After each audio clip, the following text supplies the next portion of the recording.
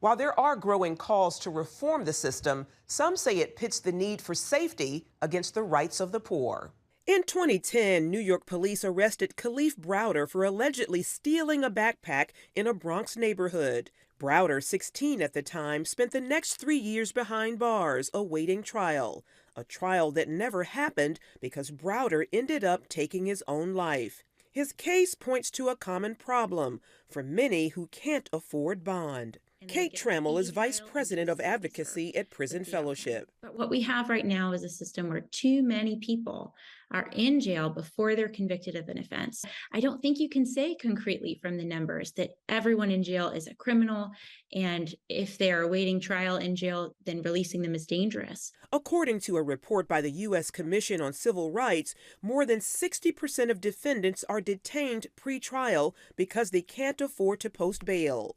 Those numbers have moved a number of states to take action, but courts have weighed in too. For example, on Saturday, the Illinois State Supreme Court halted a law that would have done away with the state's cash bail system before it was scheduled to go into effect on Sunday, January 1st. Under that law, suspects charged with felonies, including second-degree murder, aggravated battery, and arson, would have been released without bail. While supporters say the current bail system proves unfair to low-income defendants, Illinois law enforcement officials and prosecutors argue it will let dangerous criminals back on the streets, while sending the message that people can get away with breaking the law. Our hands will be tied, the police officers' hands will be tied, the judges, and we'll have this, what you see in Chicago, we'll have here. I won't be able to hold anybody in jail longer than 90 days if they demand trial, and at the 90th day, they get out. No matter what crime they committed, it's going to be literally the end of days. Pastor Garland Hunt of the Father's House in Atlanta once served as president of Prison Fellowship and on the Georgia State Board of Pardons and Paroles.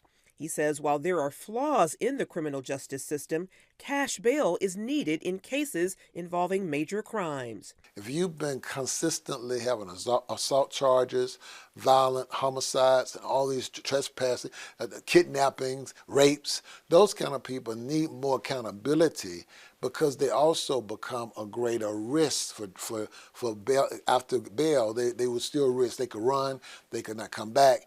As a former magistrate, Trammell says low-income people can't always pay cash bail and end up having to stay in jail until trial, something she believes creates a two-tiered justice system. Money is not a great way to determine risk, right? So you can have someone who is at high risk who can pay a high sum to get out, and you can have someone very low risk who just doesn't have access to cash. Trammell points to other solutions that are fairer without raising safety concerns. Jurisdictions across the country are testing things like text reminders. Often people fail to appear for court for a variety of reasons that don't include committing a new crime. And so things like text reminders for low-risk defendants help them get to trial on time and not get deeper in the system. According to the Prison Policy Initiative, there are also stark racial disparities surrounding pretrial detention rates.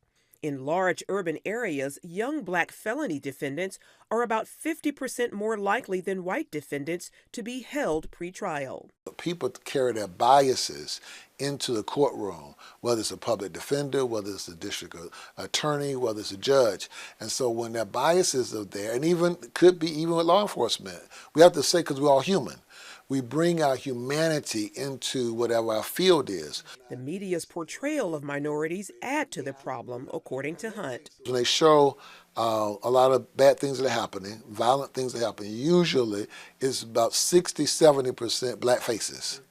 So what happens in the mind of law enforcement, politicians, DAs, judges, is that that's where the trouble is, as opposed to maybe a person in another suburb area, maybe they, were driving drunk, but they're driving a nice car. It's a different environment. For that reason, Hunt believes the church's voice is needed for healing and confronting inequities in the system. The fact that we use incarceration as much as we do, we're not talking about trying to change people. The cycle of recidivism is like 60% after 3 years goes right back into the system.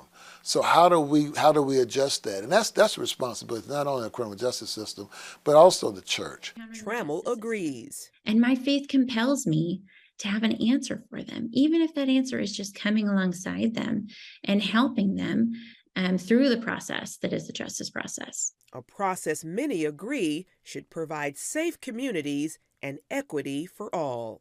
Charlene Aaron, CBN News.